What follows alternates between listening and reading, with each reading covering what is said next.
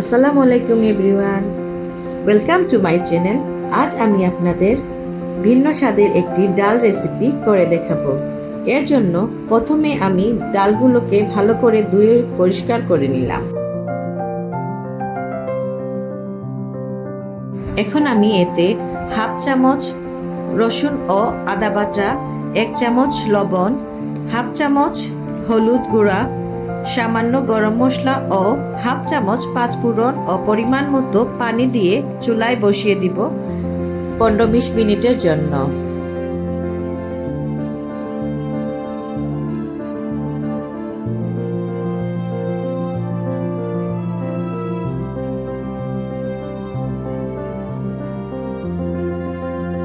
আরেকটি বাটিতে 2টা ডিম ফেটিয়ে তাতে পরিমাণ মতো লবণ ও পেঁয়াজ কুচি দিয়ে ডিমটি ভেজে নেব।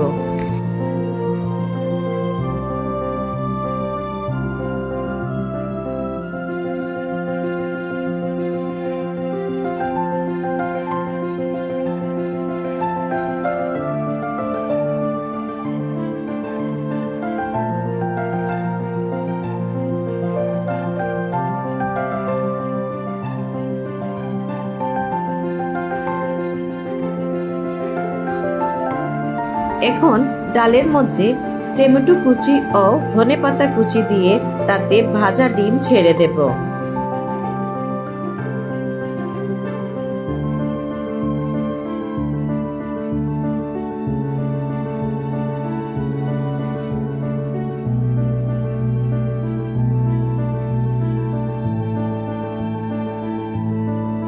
এখন আরেকটি প্যানে সামান্য পেঁয়াজ কুচি ভালোভাবে ভেজে ফোড়নটি দিয়ে দেব।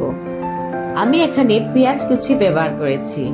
যদি কারো ভালো লাগে তাহলে আপনারা চাইলে রসুন কুচিও দিতে পারেন।